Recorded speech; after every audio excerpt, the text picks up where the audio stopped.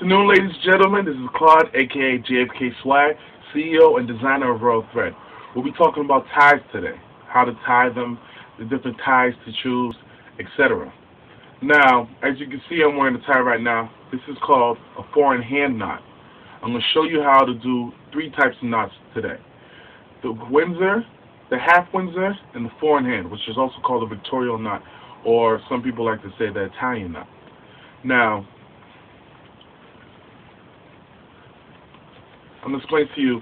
Basically, the foreign hand knot is the most easiest knot to learn. It's the most simplest one to use. Now you have to measure it out evenly. Now the longer side, which is usually your right side, if you're a lefty, you'll be on your left side. On your right side, you bring it over on top like this, like so. And that's the beginning.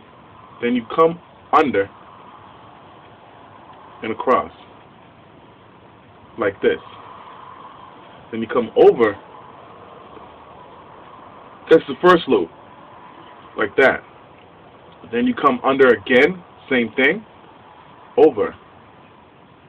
Then you come across. Now hold your 2 fingers here, because that's where you'll be stuffing the tie. You bring it through here, like so. You bring it through here, pull it down, pull it down, open it up, and you pull it up. Now this tie will go off to the left as so, off to the left, but that's what you call a foreign hand knot.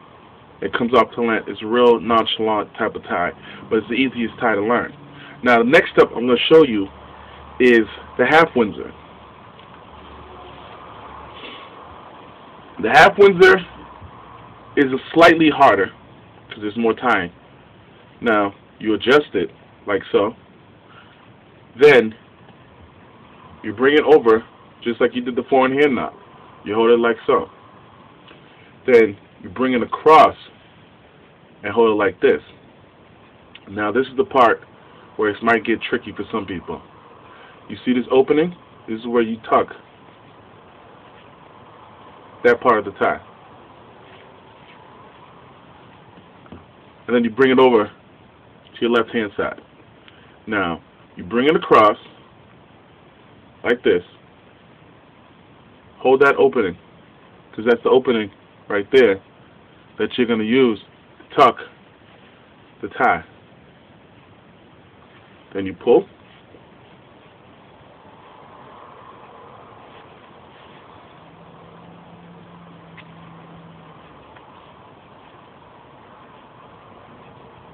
You got to do a lot of adjusting, of course.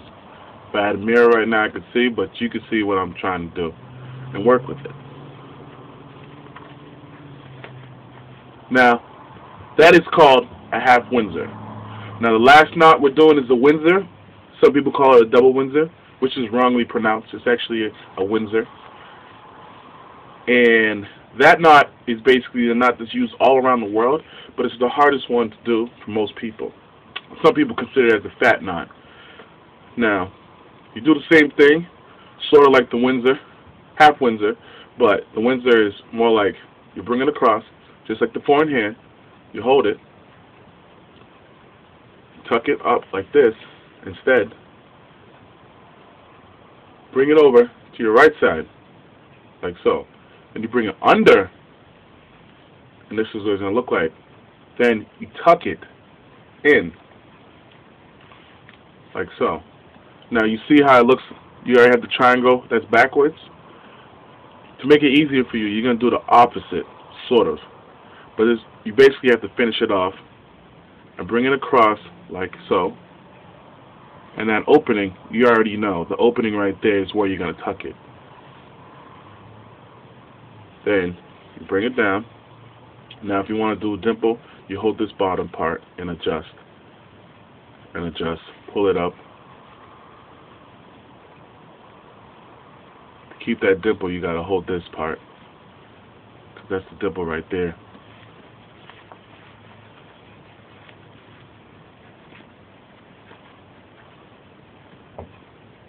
and that's a Windsor. To add the dimple, you just have to hold the bottom part while you're adjusting, and that's how you get the dimple. And this is a famous knot that's used in England.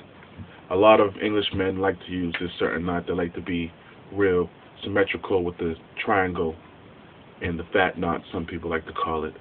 But those are the three ties that a freshman usually work with: the 4-in-hand, the half Windsor, and the Windsor.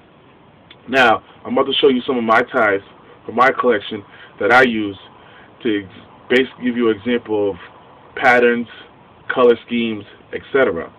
Now, a color tie represents your personality. So if you like pink, wear the pink. If you like the orange, wear the orange. But I feel that a tie represents your personality.